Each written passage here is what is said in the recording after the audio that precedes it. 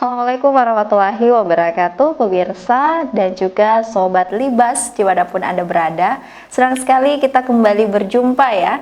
Dan kalau dipikir-pikir ini kayaknya sudah episode kesekian setelah beberapa banyak nih teman-teman dan juga para rekan-rekan kita dari Kantor Bahasa Sulawesi Tenggara yang hadir untuk lagi-lagi memberikan edukasi dan juga pemaparan terkait pentingnya bagaimana kita membudayakan bahasa Indonesia yang baik dan benar, dan juga ini lebih tepatnya adalah kita banyak belajar lagi dari setiap season-season sebelumnya, karena rupanya saya pun jujur saja akhirnya jadi banyak tahu bahasa Indonesia yang baik dan benar sesuai dengan KBBI itu yang seperti ini loh.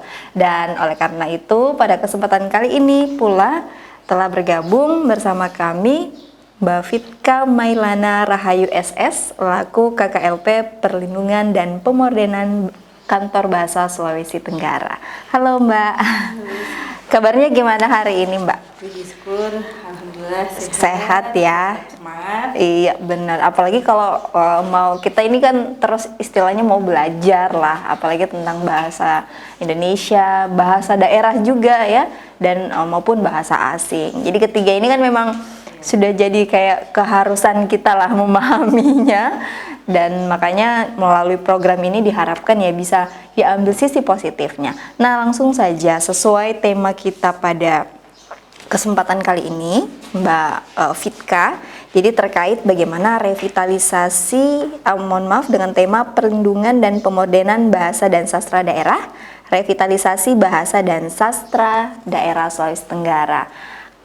Banyak mungkin di luar sana atau sobat-sobat yang masih bertanya, revitalisasi bahasa itu maksudnya apa sih? Mungkin boleh dijelaskan dulu sama Mbak Fitka. Silakan Mbak.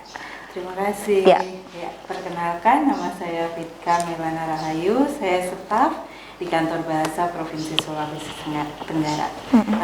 Di sini saya bergabung dengan KKLP Perlindungan dan Pemodernan Bahasa dan Sastra. Jadi kami di KKLP ini lebih banyak berkecimpung tentang bahasa dan sastra daerah. Oh gitu, memang khusus di KKLP ya.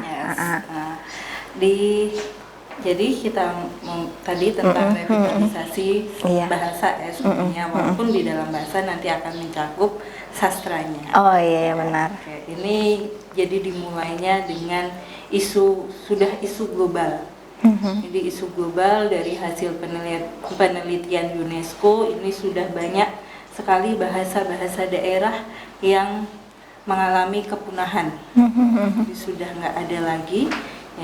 Salah satunya ada bahasa di Indonesia itu, dan sebagian besar bahasa-bahasa dunia ini terancam punah. Oh gitu.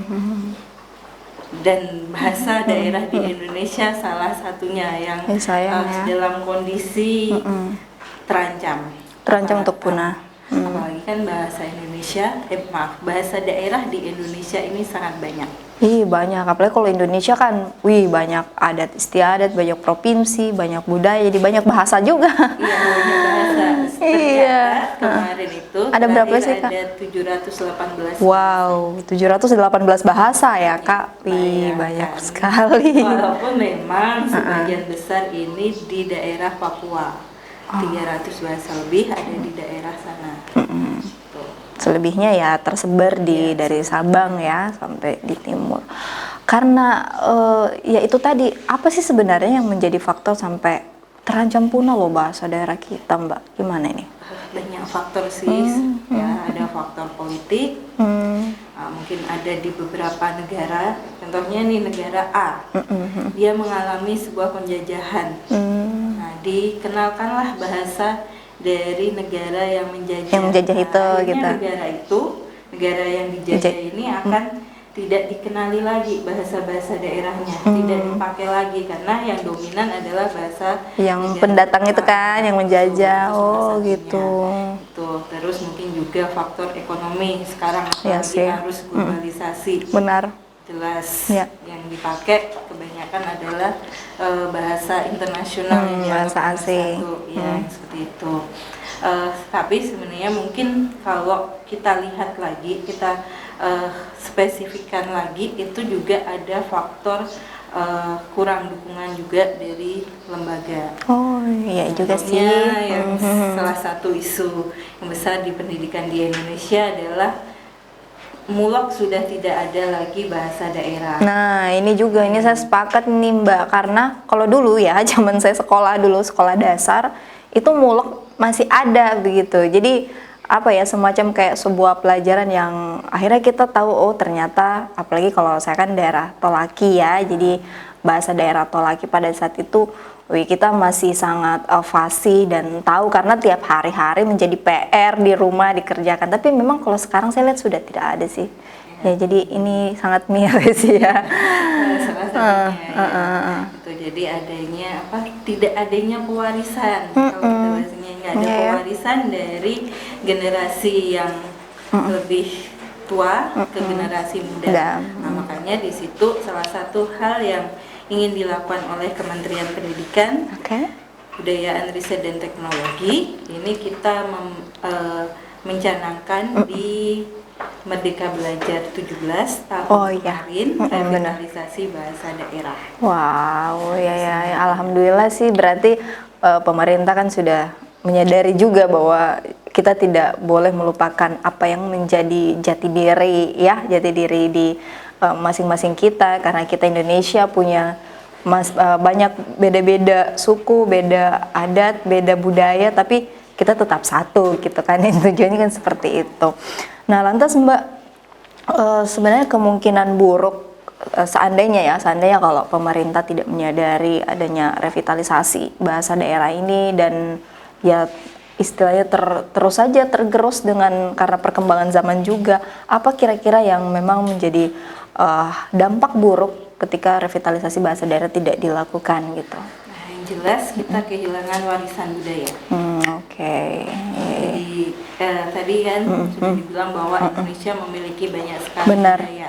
Nah, di dalam budaya itu pasti tercantumnya ada bahasanya. Kita melakukan, contohnya melakukan kegiatan budaya, upacara-upacara, itu kan pasti menggunakan bahasa daerah. Nah, ketika bahasa daerah itu nggak ada sama sekali penuturnya, otomatis kegiatan-kegiatan tersebut juga akan hilang dan akan tergerus lah zaman. Sedangkan dalam budaya juga akan mencakup nilai etika, moral, suatu bangsa kan ada di dalam situ. Iya. Inilah yang berarti harus menjadi perhatian kita semua juga, terkhusus mungkin para orang-orang yang memang berkecimpung untuk mengajarkan ya, atau tenaga pendidik juga ya, untuk pada para siswa-siswinya, karena itu tadi bahasa daerah yang sudah mulai punah dan bahkan sudah terancam. Tapi semoga saja dengan ada upaya yang baru dilakukan oleh Kementerian Pendidikan ini,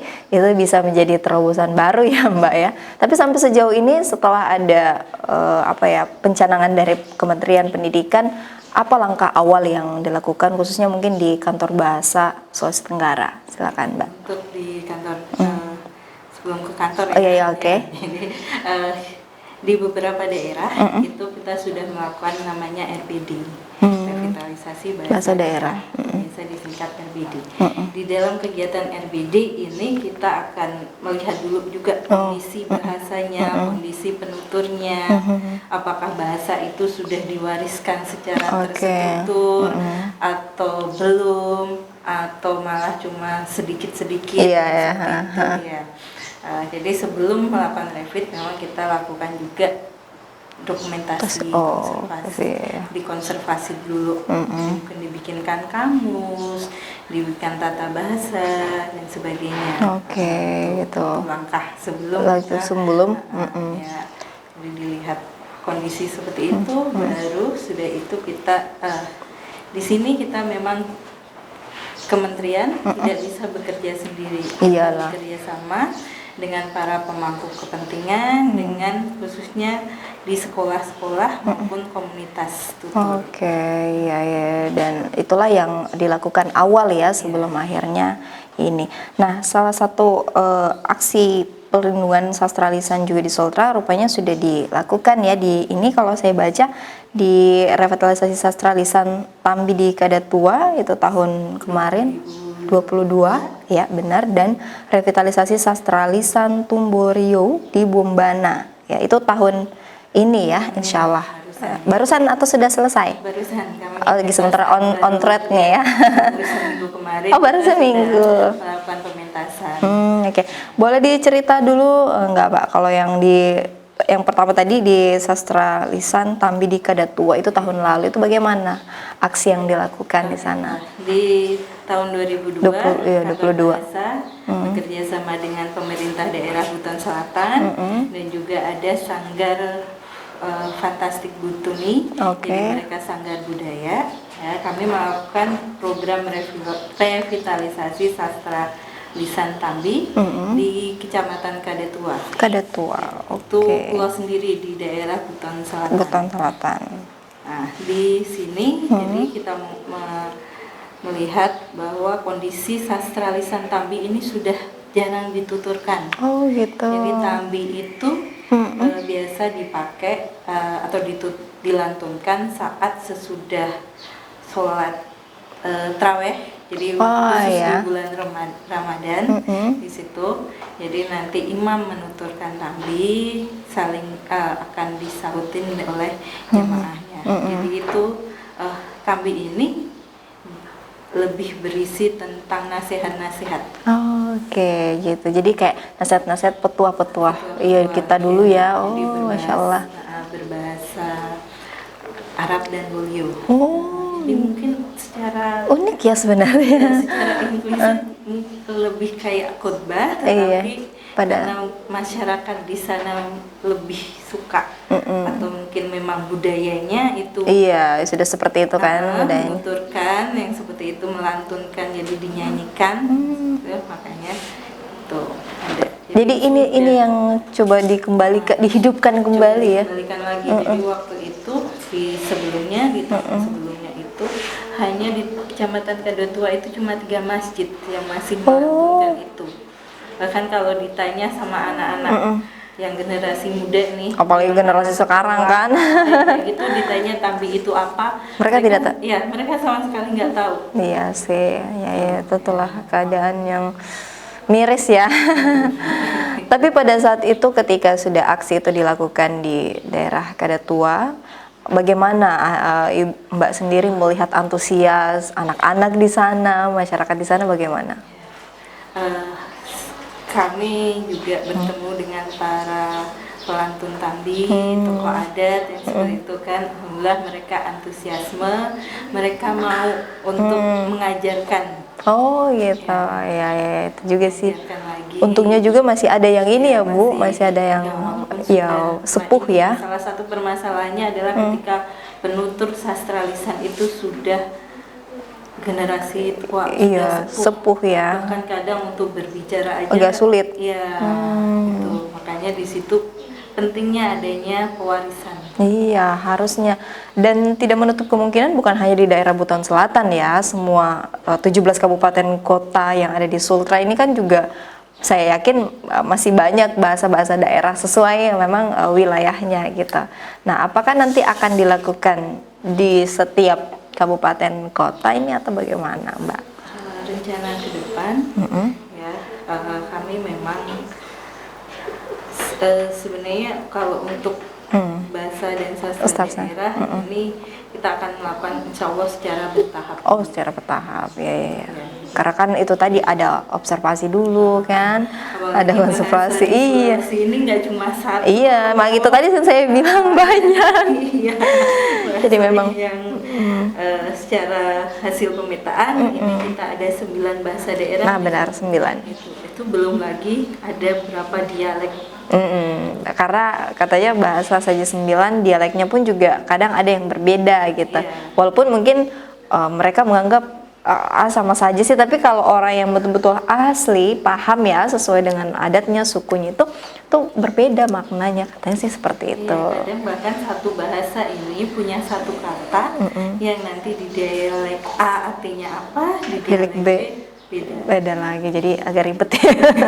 Tapi nggak apa-apa ya, itulah. Namanya itu kekayaan budaya. Iya, inilah Indonesia, inilah Sultra dengan beragam potensinya, dan inilah yang harus berarti kita sadari bahwa seluruh generasi muda harus sudah mulai aktif untuk sama-sama melestarikan apa yang menjadi warisan nenek moyang kita. Nah, baik Mbak, setelah yang saat ini kita masih akan kembali, kita juga akan masih mendengar penjelasan terkait aksi revitalisasi bahasa daerah yang di Bombana tadi yang sudah saya sampaikan. Tapi setelah yang satu ini jangan kemana-mana, Sobat Libas, kita masih akan kembali.